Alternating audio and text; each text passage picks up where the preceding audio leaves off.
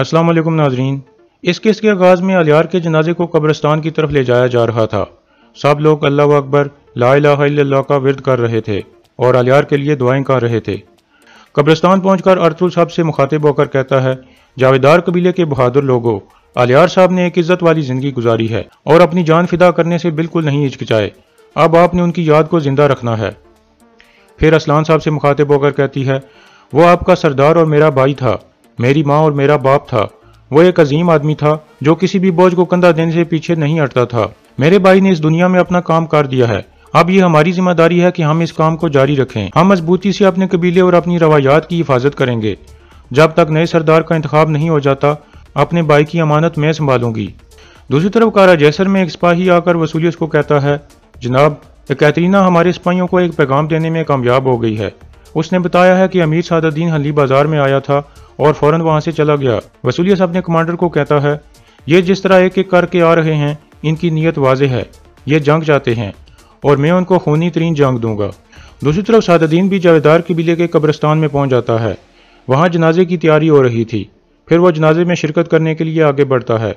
इतने में उसका सामना सुल्तान अलाउद्दीन से हो जाता है और वो चौंक जाता है। सुल्तान और अर्तुल भी उसे गौर से देखते हैं। फिर जनाजा शुरू हो जाता है और इब्नुल अरबी जनाजा पढ़ाने लगते हैं। जनाजे के बाद इब्नुल अरबी 3 बार पूछते हैं, क्या आप साहब अलियार साहब को अपनी दुआ देते हैं? सब कहते हैं, हम देते हैं। इसके बाद अलियार की लाश को उठाकर कब्र के पास रख दिया जाता है और अर्तुल कब्र में उतर जाता है। फिर अर्तुल उसकी तलवार और टोपी एक तरफ रख देता है और अलियार को दफना दिया जाता है। दूसरी तरफ हलीमा सुल्तान को बचपन का एक ख्याल आता है जब उसने अपने ताया सुल्तान अलाउद्दीन को देखा था। जावेदार कबीले में असलान आयमा खातून को कहती है, अलियार भाई ने अपनी वालदा को नहीं देखा और तालीम की वजह से वो अपने बाबा से भी दूर रहे, और जब वो कबीले में वापस आए तो अल्लाह के पास चले गए। लेकिन मैं मजबूती से खड़ी रहूंगी। अब से उनके दोस्त मेरे दोस्त हैं और उनके दुश्मन मेरे दुश्मन हैं।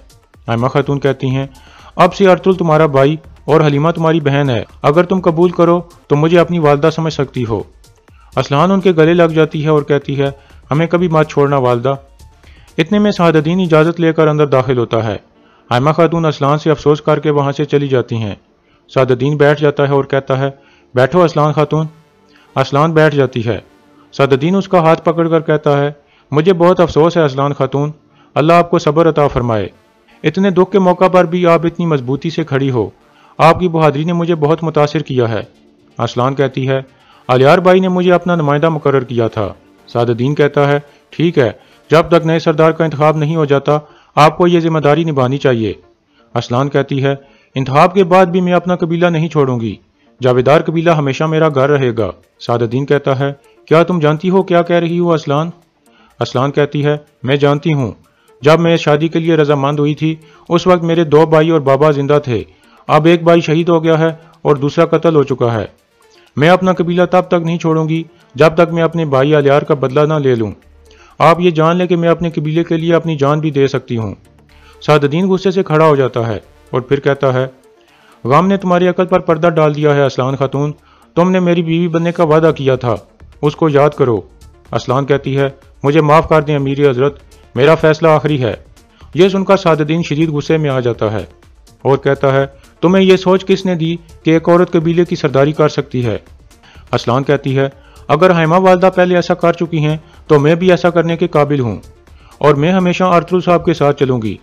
यह सुनकर सादुद्दीन सोच में पड़ जाता है और बार बार अर्तुल का नाम लेने लगता है। फिर असलान कहती है, आप जैसा शानदार अमीर आसानी से अपने लिए एक मुनासिब औरत ढूंढ लेगा जो मुझसे भी बेहतर होगी। आप मुझे इजाज़त दें कि मैं सुकून से अपने भाई का गम मना सकूं और इसके बाद मैं अर्तुल साहब के साथ मशवरा करूंगी कि कैसे मेरे भाई का बदला लेना है। सादुद्दीन कहता है, तुम गम की वजह से ऐसे बोल रही हो असलान, वक्त के साथ ये काम हो जाएगा और तुम्हें एहसास होगा कि तुमने गलती की है। मैं इंतज़ार करूंगा असलान, चाहे ये इंतज़ार जितना भी लंबा हो, मैं इंतज़ार करूंगा। यह कहकर वो वहां से चला जाता है। दूसरी तरफ कारा जैसर में वसूलियत और उसका कमांडर बहुत खुशगवार मूड में थे और कह के मारकर हंस रहे थे। वसूलियत कहता है, अगर कैतरीना ने पता चला लिया कि अबू मंसूर ही सुल्तान अलाउद्दीन है तो हमारे मुल्क की किस्मत बदल जाएगी। जावेदार कबीले में सिपाही गमज़दा हालत में खेमे में बैठे हुए थे। इतने में तुर्गोत और बामसी वहां पहुंचते हैं और उनसे अफसोस करते हैं।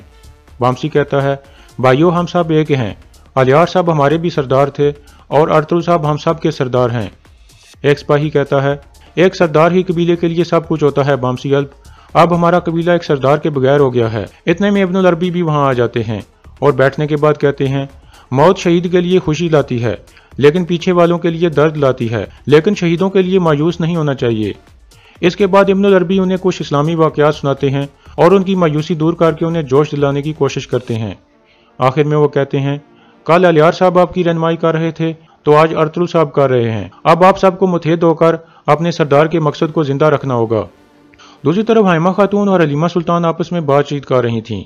हलीमा पूछती है, वालिदा क्या अबू मंसूर जनाजे में आए थे? हाइमा खातून कहती हैं, हाँ, अर्तुल हर वक्त उसके साथ खड़ा रहा। हलीमा कहती है, अबू मंसूर कोई आम ताजिर नहीं है वालिदा, मुझे याद आ गया है कि वो कौन है। हाइमा खातून पूछती हैं, कौन है वो? हलीमा कहती है, सुल्तान अलाउद्दीन। ये सुनकर हाइमा खातून हैरान परेशान हो जाती हैं और कहती हैं, क्या तुम्हें यकीन है बेटी? हलीमा कहती है, मुझे यकीन है, मैंने उनको सुल्तान बनने से पहले देखा था, इसलिए मुझे पता चला। जावेदार कबीले में सुल्तान अलाउद्दीन और अर्तुल मरकजी खेमे में पहुंच जाते हैं। अर्तुल पूछता है, क्या आप अमीर सादुद्दीन को यहाँ देखने की तवक्को कर रहे थे? सुल्तान कहते हैं, नहीं, लेकिन ये अच्छा है कि वो यहाँ है, आपको हाकिम आला बनाने के बारे में उन्हें मालूम होना चाहिए। जब मैं वापस जाऊंगा तो सादुद्दीन को आपकी मदद के लिए छोड़ जाऊंगा। इतने में सादुद्दीन भी वहां पहुंच जाता है। सुल्तान पूछते हैं, आप यहाँ किस लिए आए हो सादुद्दीन? सादुद्दीन कहता है, असलान खातून से शादी के लिए सुल्तान, लेकिन उसके बाबा की वफात और अब अलियार साहब।